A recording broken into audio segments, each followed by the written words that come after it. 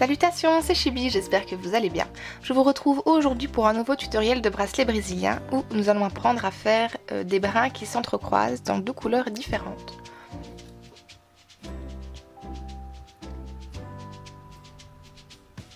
Tout d'abord, le matériel. Donc comme la dernière fois, vous aurez besoin d'un porte-document, d'une pince à clip, d'une épingle à nourrice, de 4 types de fils de couleur et d'un plan, bien entendu. Pour la longueur des fils, je vous conseille 140 cm pour les deux couleurs principales, 120 cm pour le fil blanc et 80 cm pour le fil gris.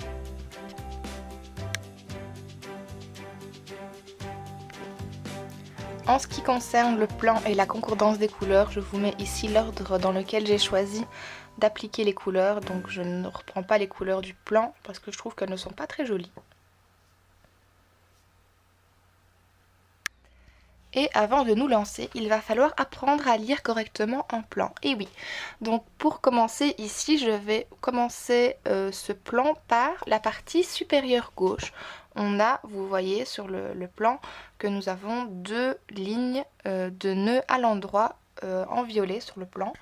Donc on va commencer par ce premier bloc. Le deuxième bloc sera le petit triangle à gauche. La troisième étape, le troisième bloc, ce sera la longue bande en brun. La quatrième, il va s'agir de faire le même triangle à gauche, mais cette fois-ci à droite. La cinquième, ce sera le cas de la bande qu'on va continuer en violet jusqu'à la fin du bracelet, comme si elle passait en dessous de la bande brune. Et enfin, la sixième étape, ça va être celle du losange. Et ensuite, il suffira de reprendre le plan exactement à l'étape numéro 1 et on continue ainsi de suite jusqu'à la fin du bracelet. Mais vous allez voir tout ça en images.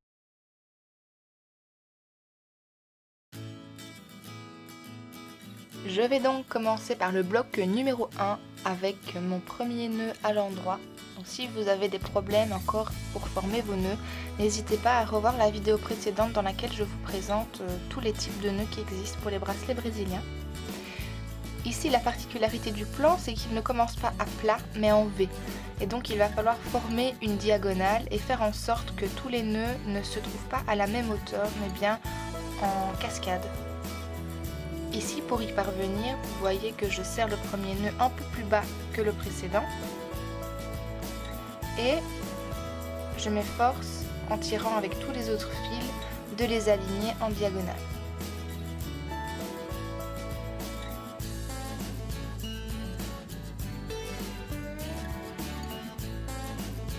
De la même façon, je vais procéder aux 3 prochains nœuds.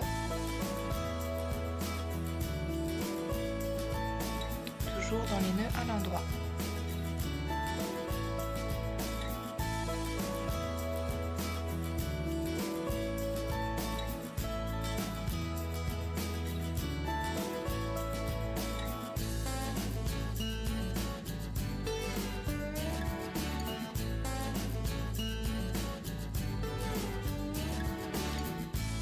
Et voilà, le premier bloc terminé.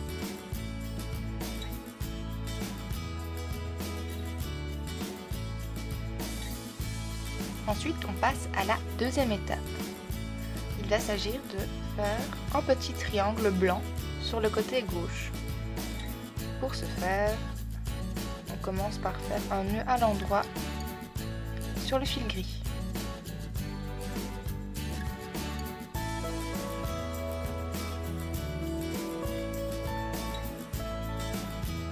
Le nœud qui suit sur le plan est un nœud inversé, donc endroit envers. Mais si vous souhaitez faire des nœuds croisés parce que vous n'arrivez pas bien à faire vos nœuds inversés, il n'y a aucun problème puisque nous croisons deux fils d'une même couleur. Donc si vous décidez de faire un nœud croisé à la place d'un nœud inversé, pas de nœud endroit envers, il n'y a aucun problème.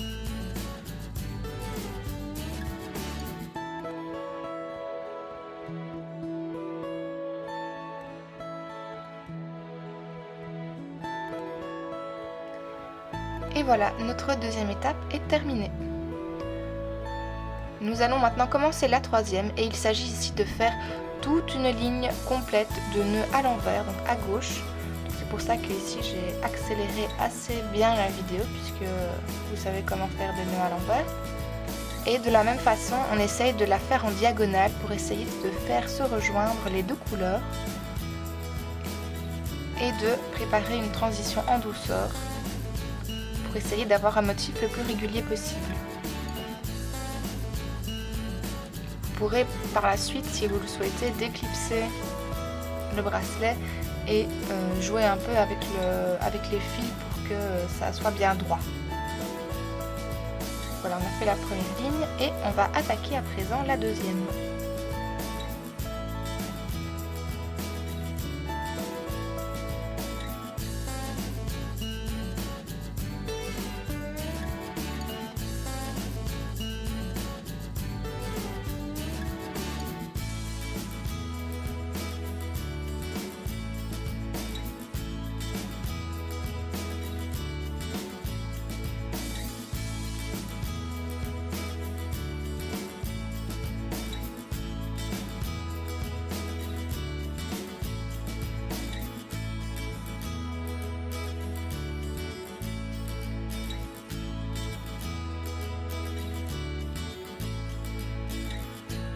Et voilà, notre troisième étape est à présent terminée. N'hésitez pas voilà, à chipoter un peu avec le bracelet pour le mettre à plat, faire en sorte que les nœuds soient plus ou moins dans la tête que vous voulez qu'ils soient. Cette fois-ci, on va refaire le petit triangle, mais cette fois-ci à droite et non plus à gauche. Donc on commence par un nœud à l'envers du fil blanc sur le fil gris. Et puis à nouveau, si vous ne souhaitez pas faire un nœud en droit envers, ici vous pouvez tout simplement faire un nœud croisé. On n'hésite pas à venir aplatir correctement le bracelet pour que le motif se forme correctement. Et on continue tranquillement son petit bonhomme de chemin. Et voilà, l'étape 4 est terminée. Ici j'ai eu un bug de caméra, donc du coup j'avais terminé la première ligne de l'étape numéro 5. Mais le principe est le même, donc vous continuez, vous reprenez le fil corail et vous continuez toute la ligne jusqu'à la fin. Et ici, vous reprenez le deuxième fil corail et de la même manière, vous allez faire 4 nœuds sur les 4 fils du bracelet qui restent.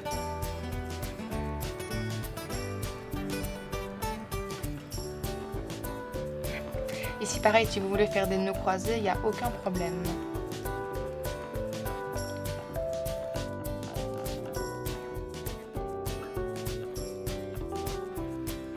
Et voilà où on en est pour l'instant. Enfin, la dernière étape, le losange. On va commencer par faire un nœud croisé entre les deux fils blancs. Et puis je vais partir sur la partie de droite avec le fil gris. Puis à nouveau le fil blanc. Nœud croisé ou nœud inversé, pas de souci.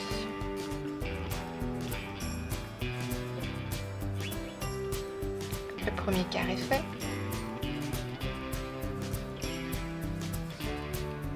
On va donc passer au deuxième quart avec un nœud à l'envers sur le fil gris et à nouveau un nœud croisé ou inversé sur le fil blanc qui suit. On est presque à la moitié, il ne nous reste plus qu'à faire le petit nœud gris du milieu.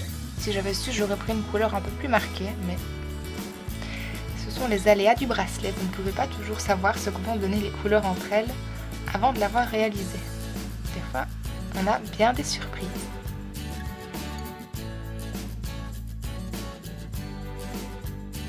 Je continue en faisant mes nœuds. Un nœud à l'envers, non à l'endroit et puis à l'envers ici.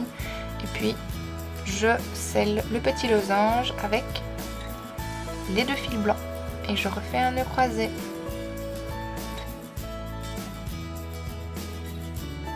Et voilà, la 6e étape est terminée. Tadam! Et donc pour continuer, vous devez tout simplement reprendre le fil à l'intérieur, donc le deuxième fil brun, puisqu'on a déjà fait le premier nœud à l'étape avant. Et donc on continue tout simplement. On refait une ligne de brun jusqu'à la moitié du bracelet. Une deuxième ligne de brun.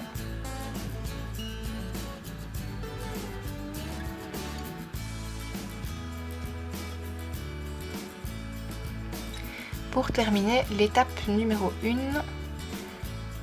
puis l'étape numéro 2, l'étape du triangle à gauche. Hop. On recommence le même nœud, les mêmes fils qu'avant. Et puis rebelote, on va prendre cette fois-ci le fil corail qui est passé à droite et on va faire une diagonale jusque tout au bout du bracelet avec le fil intérieur.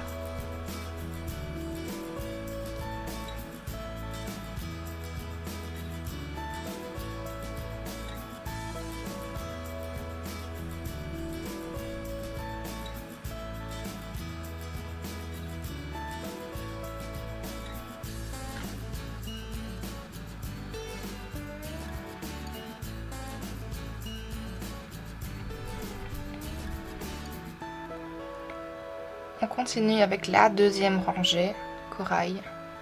Et vous voyez, c'est tout le temps le même ordre de fil, c'est tout le temps les mêmes nœuds. Il suffit de suivre le plan. Et il n'y a vraiment aucun problème dans l'ordre des étapes que je vous ai donné juste avant.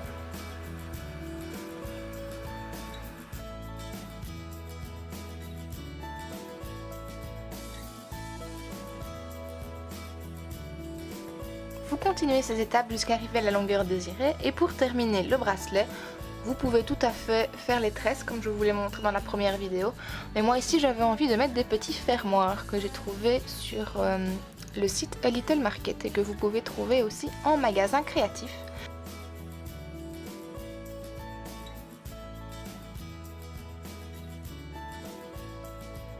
Donc il suffit de couper à ras les fils de couleur.